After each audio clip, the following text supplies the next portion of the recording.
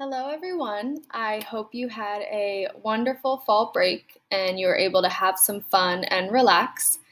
I cannot believe it is already the month of November. And with that being said, we have a new book of the month. So, our book of the month for November is Under the Lemon Moon by Edith Hope Fine. So, let's begin.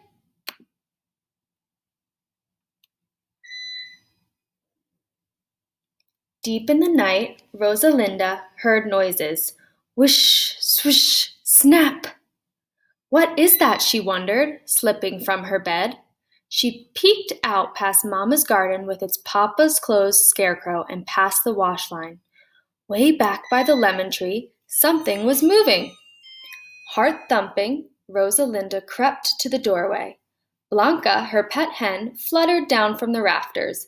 Bok, bok, bok, barked Blanca. Shh, shushed Rosalinda. The lemon wedge moon gave only a sliver of light. She waited for her eyes to grow used to the darkness. When she saw branches shaking in the shadows, Rosalinda looked harder.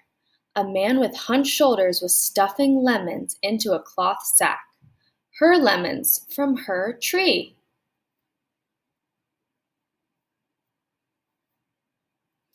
With Blanca under her arm, Rosalinda slipped out and hid behind the scarecrow. Who is this night man? Why does he take my lemons? She wondered. Squawk! Blanca flew to the scarecrow's head. Rosalinda wobbled its stick-stiff arms. Aye! Cried the night man. He grabbed the sack and fled.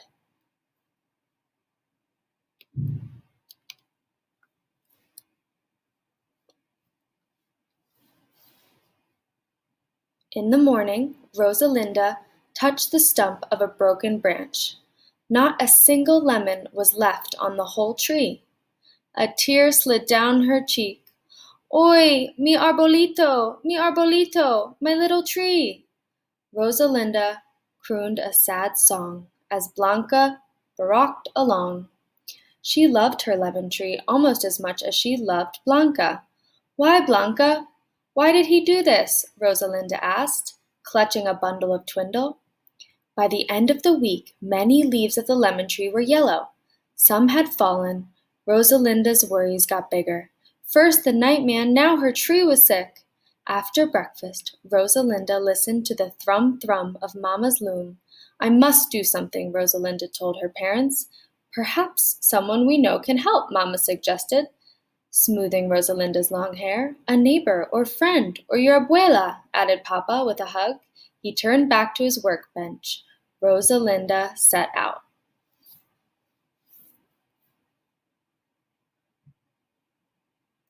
My tree is sick. What should I do? Rosalinda asked her neighbor, Esmeralda.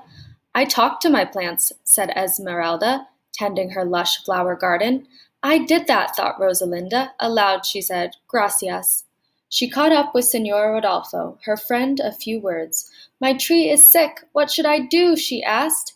Much water, he said, heading to the nearby mercado, the marketplace. I did that, thought Rosalinda. She remembered the heavy buckets of water she had lugged to her tree. Aloud she said, Gracias.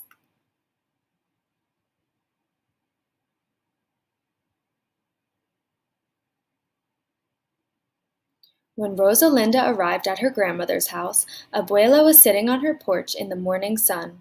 Rosalinda settled in close to her, watching Abuela's knitting needles flash. What should I do for my tree, Abuela? It will take some time for your tree to heal, mija, she said. I will light a candle for you. I haven't done that, thought Rosalinda. Aloud she said, Gracias, abuelita. Abuela eased the worries from Rosalinda's forehead with her warm hand. The candle will help, Rosalinda, Abuela said quietly. Perhaps it will summon La Anciana, the old one. She helps things grow. Everyone had heard rumors of La Anciana, of her powers for bringing rain and making crops grow strong and tall. Tell me again, Abuela, said Rosalinda. For many years of full moons, Abuela began, it has been said there lives an old wise woman with gentle eyes. She walks the countryside helping things grow. Where can I find her? Asked Rosalinda. No one knows, but they say La Anciana will come when she is needed. Rosalinda thought hard. I need you. Please come, Anciana. All day and night Rosalinda waited, but La Anciana did not come.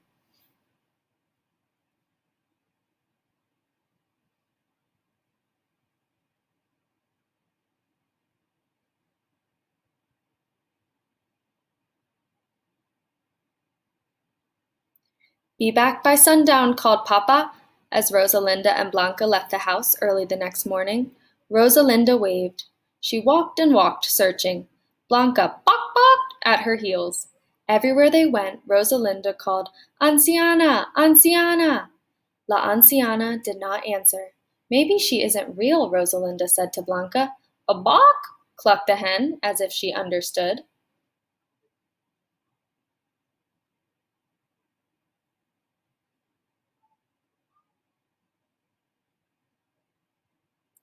As the sun slipped down the sky, Rosalinda told Blanca, We must go home.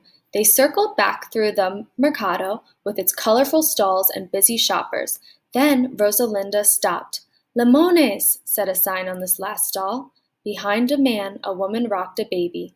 Their two small children played nearby with pebbles. Rosalinda knew this man with hunched shoulders who was selling lemons. He was the night man, and the lemons were hers. Rosalinda shivered. She and Blanca ducked behind a stall lined with bright marionettes. It's the night man, with lemons from my tree. Where are you, Anciana? Stammered Rosalinda. She stroked her quivering hen's soft feathers.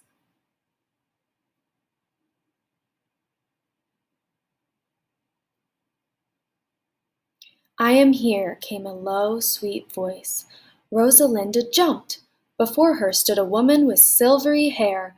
Her wrinkles were deep, her eyes gentle. Rosalinda knew. Filled with wonder, she couldn't speak. You have looked far for me, Rosalinda, the woman said. Tell me. The woman listened as Rosalinda whispered her story. To take your lemons was wrong, La Asiana murmured. Perhaps he had a need. From her flowing sleeve, La Asiana pulled a strong branch with tiny buds. Mira, watch, said La Asiana. Recuerda, remember, the moon will be full tonight. Rosalinda listened with her heart and mind as La Asiana spoke of how to heal the lemon tree. That night, Rosalinda crept outside under the lemon moon. She closed her eyes. Mira y recuerda. Watch and remember. Rosalinda tore an old rag into strips. She held La Asiana's branch against the stump of the broken branch of her lemon tree. They fit as naturally as a fat lemon fit in Rosalinda's cupped hands.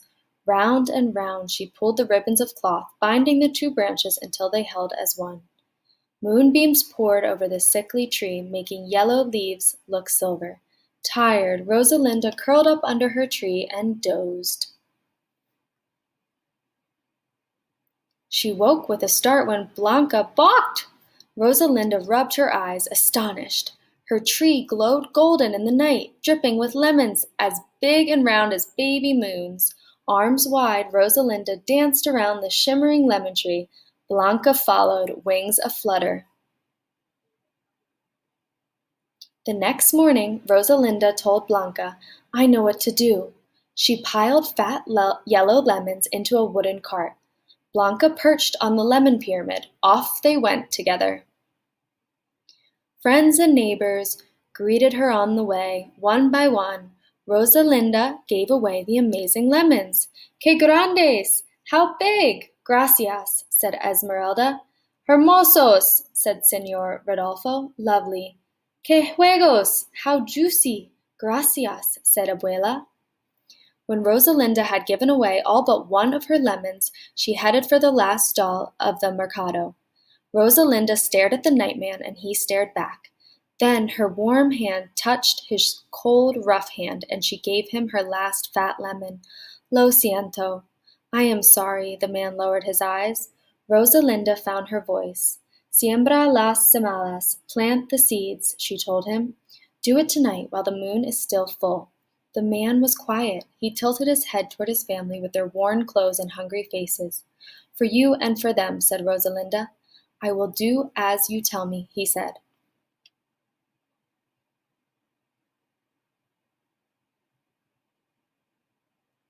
Rosalinda smiled. With a buck, buck, buck, Blanca flip-flopped into the little cart for the ride back home. She settled in content. Rosalinda felt content too. Except for one fat hand, Rosalinda's cart was empty, but her heart was as full as a lemon moon. The end.